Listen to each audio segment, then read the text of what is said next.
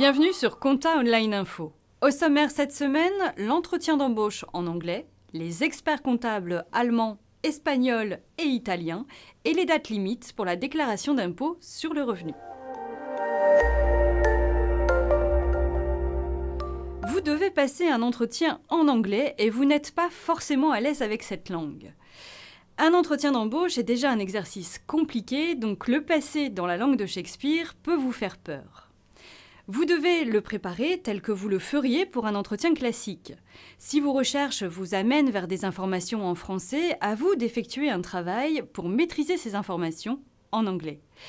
Ainsi, vous aurez plus de chances de maîtriser le vocabulaire adéquat pour le jour de l'entretien. Pendant votre entretien, il est recommandé de rester calme, attentif et de parler lentement afin de ne pas vous désorganiser dans vos propos. Il s'appelle Steuerberater, assessor fiscal ou dottore commercialista. Ce sont les experts comptables allemands, espagnols et italiens. Dans ces trois pays, il n'y a pas toujours de réglementation de la profession d'expert comptable. C'est le cas de l'Espagne, pays dans lequel la qualité des comptabilités n'est pas très bonne, selon certains témoins. En Allemagne, l'expert comptable fait beaucoup plus de conseils qu'en France et ses missions sont destinées aux PME et aux ETI. Ce sont les petites et moyennes entreprises et les entreprises de taille intermédiaire majoritaires dans ce pays. En Espagne, l'expert comptable fait des déclarations fiscales mais pas de prestations de gestion. Le marché est largement dominé par les avocats qui peuvent proposer des prestations comptables et les sous-traiter.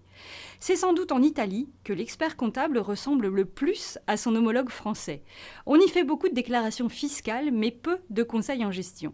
Chaque PME a son expert comptable pour le secrétariat juridique. Les dates limites pour la déclaration d'impôt sur le revenu 2018 ont été fixées. Elles sont obligatoirement dématérialisées à partir d'un seuil de revenu annuel fixé à 15 000 €. Les déclarations papier peuvent être envoyées jusqu'au 17 mai 2018 minuit, cachées de la poste faisant foi. Les déclarations dématérialisées sont possibles jusqu'au 22 mai, 29 mai ou 5 juin. La date limite dépend du département de résidence.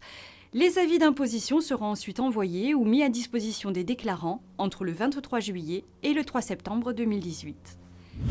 Vous pouvez accéder gratuitement à tous ces articles sur le site compta-online.com. Toute l'équipe de la rédaction vous souhaite une bonne semaine.